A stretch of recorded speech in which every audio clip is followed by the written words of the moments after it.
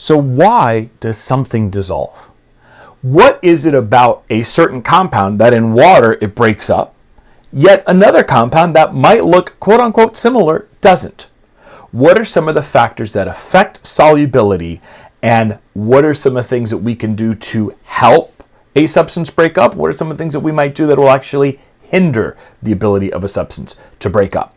So in this episode, we're taking a deep dive as to how things tend to break apart in solvents.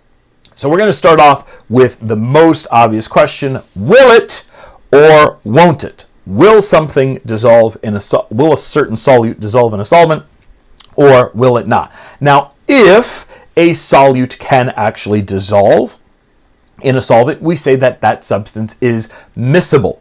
Okay, so yes, fancy term. You may see this pop up at some point, and you want to make sure that you understand it.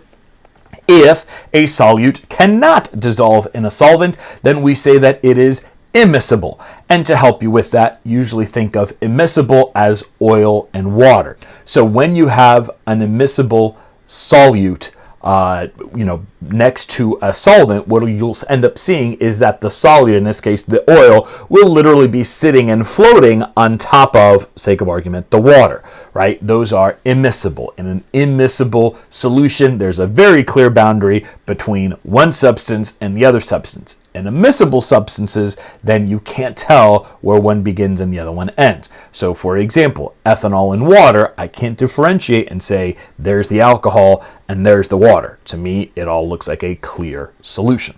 Now, this idea of will it or won't it dissolve comes back to solute and solvent interactions. In other words, at the end of the day, when we look at the molecular level, what is happening at the molecular level between the solute and the solvent that is causing them to have greater attractions between each other than, let's say, the solute to the solute or the solvent to the solvent? And so there's a cheap and dirty that we use when we talk about will it dissolve or not. It's known as like dissolves like. And what that means is that a polar solute tends to dissolve in a polar solvent, and a nonpolar solute tends to dissolve in nonpolar solvents. Now, please hear me. I'm painting with a big roll brush. That's a very general statement, and as always, there are exceptions. But what we want to do in this episode is we want to look at the idea of, well, how come? Why is it that we tend to see this observation that polar dissolves in polar and nonpolar dissolves in nonpolar? And so to help us out with that, what we're going to do is we're going to start by looking at an ionic substance that we know is soluble, or in this case, dissociates. It literally breaks up in water, right? And so we're going to look at sodium chloride. So I have the sodium chloride over here on my left-hand side. So all of these are my sodium chloride molecules. You can see how they're being paired off. So a negative with a positive with a negative, et cetera, and it's repeating. And then over here on my right-hand side, these are my water molecules. Now recall that water molecules, each of these has this lone pair of electrons, right? And what we learned about water from earlier episodes is that water is superpolar, which means that the tendency is that the electrons, because of the electronegativity of oxygen, the electrons tend to all kind of flow upwards. And in doing so, what we find is that the top portion, or the oxygen portion of the water, is going to be slightly negative, or in water's case, pretty negative. And down here, we're going to see the nucleus of the hydrogens get exposed. So the hydrogen part of the waters end up being rather positive. Now, why is this important? Well, because water is a polar molecule, that means that water is going to be bringing to this equation a lot of Coulombic attractions. Now, here is the general rule of thumb. The tendency is that usually smaller molecules that are polarized, in other words, smaller molecules that have a electronegativity differential, will end up being more polarized and therefore produce stronger Coulombic attractions. Why is that significant? Because what happens is that as each of these water molecules starts to notice the sodium chloride, what you're going to see is that the water molecules are first and foremost going to begin to attract to the individual ions of the sodium chloride. but in attracting to them, they're going to do it in a very particular fashion. Because what's going to occur is that if you notice, the positive side of the water is going to be attracted to the negative side of the sodium chloride. The negative side of the water, or the oxygen portion, is attracted to the positive cation of the sodium chloride, and so on and so forth. So imagine, if you will, that this continues on and on and on and on and on, right? And what I want to do real quick right about here is kind of notice how, as these water molecules start to flank and surround my sodium chloride, you'll kind of see that if the attractions are enough, what might occur is we're actually going to see one of the solvent molecules break off a chunk of the sodium chloride. And same way that that one was able to do that there, we could have, in theory, this guy do something similar.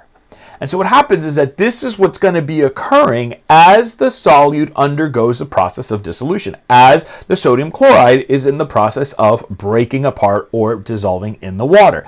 And what we end up seeing when everything is said and done is going to be something that looks like this, where if you notice, the water has now surrounded each of my individual ions. So over here, the cation of Na plus is surrounded by all of the negatives of the waters.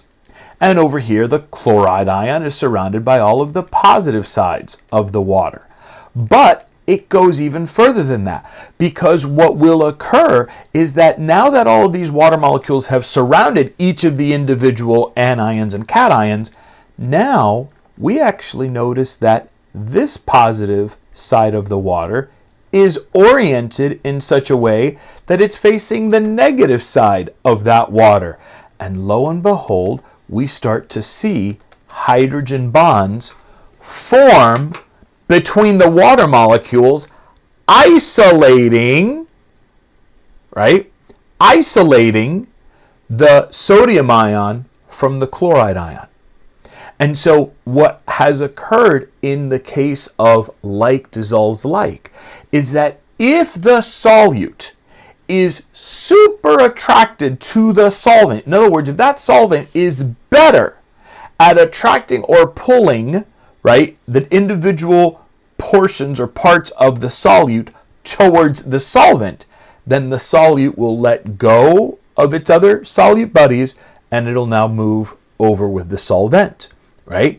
So what we want to think about is the general rule of thumb is that if you have a highly polarized solute and a highly polarized solvent, those attractions will usually be enough that they can separate and thus they dissolve. But does that mean that everything breaks up in polarized substances or in water? And the answer is not really. And a great example of that might be something like, think of something like nail polish, right? So when someone paints their nails, right, they sit there and make them all nice and pretty. Once the paint dries, can they not take a shower? Can they not wash their hands? And the answer is, of course not. They can totally do that stuff. They can wash their hands a bunch. And chances are they wash their hands a bunch and the nail polish never really runs off of their hands. So let's take a look at why. What's going on? And so what happens is literally the nail bed. All of this down here is the nail itself, you know, your fingernail, right? And on top of it, you've now sat there and you've painted your nails. And in painting them, you've now laid this layer of paint molecules. Now, one of the things that you should notice, and I've done this purposely, is that my paint molecule tends to be a pretty large, bulky molecule. Said another way, my paint molecule is going to have a very large electron cloud, which means that my paint molecules, since they're so big, probably not that polarized. They might be, but again, the bigger the molecule is, the harder it's going to be for, let's say, an oxygen to pull everything to one side or a fluorine to pull everything to one side. It might have a little bit, but not a whole lot. So for our purposes, we're going to pretend like all of these paint molecules are completely nonpolar. And so what I'm now going to do is I'm now going to introduce some water molecules. Here they come. Whee! There's an OH, and there's another OH, right? And here comes another OH, and another OH, et cetera, et cetera, et cetera. And you might be looking at this and you might be going, golly gee, those water molecules look teeny tiny. And the answer is, they are in relationship to the paint particles. So what happens, let me just erase these. Instead of making them look like that, I'm going to make them literally look like these little pebbles. So imagine now, if you will, that I start putting all of these little balls here represent my water molecules, right? Well, guess what? If I had two massive boulders like this, and I put in between them a bunch of teeny tiny little pebbles, what are the boulders going to do in relationship to those pebbles? And the answer is, not a darn thing. Well, what have I suddenly gotten rid of with the water molecule? What made the water molecule so special? And you might sit there and say, well, it was a really polar molecule. It was. Are these polar paint particles? They're not. So do they care that a lot of electrons are being shoved their way? For the most part, not really. So what happens in the case of, let's say, the paint on your fingernails, is that the water will sit on top. You'll actually see it bead on top, but it can't penetrate and it can't get between the particles and push them apart or dissolve them. So instead, we now need to introduce a nonpolar solvent. And my guess is most nonpolar solvents are going to be slightly larger. In other words, remember, if I want a larger electron cloud, chances are it's going to be difficult to skew it. So now imagine that I added a larger solvent to my water molecule. Let's say that my solvent had a size roughly that big. Well, now if I take these guys and I start to introduce them here, what might start to happen over time is that actually these guys might be able to get in there enough to wedge, boop, one paint particle apart from the other. And so when they do that, now notice that we can now take all of these solvent particles, and these guys are now big enough that they can get in between the paint particles and separate them out. You know what was it about the solvent, the nonpolar solvent, that allowed it to dissolve the nonpolar solute? It was actually its London dispersion forces. Because the particles were big enough, they were able to get in there and with their own little, London dispersion forces get in there and, and they pushed enough that they eventually are able to separate it out. And if you stop and you think about it, you might have seen someone before, like removing nail polish, right? It's not like they sit there and just, dab it on and whoop, it runs right off. What do? They take a little piece of cotton, they have their nail, and they sit there and they start to wipe it and rub the solvent in. You know what they're doing? They're tamping down solvent particles to literally break apart the different paint particles. And this is how nonpolar dissolves nonpolar. So we take it one step at a time, one tick at a talk, and you'll be there in virtually no time.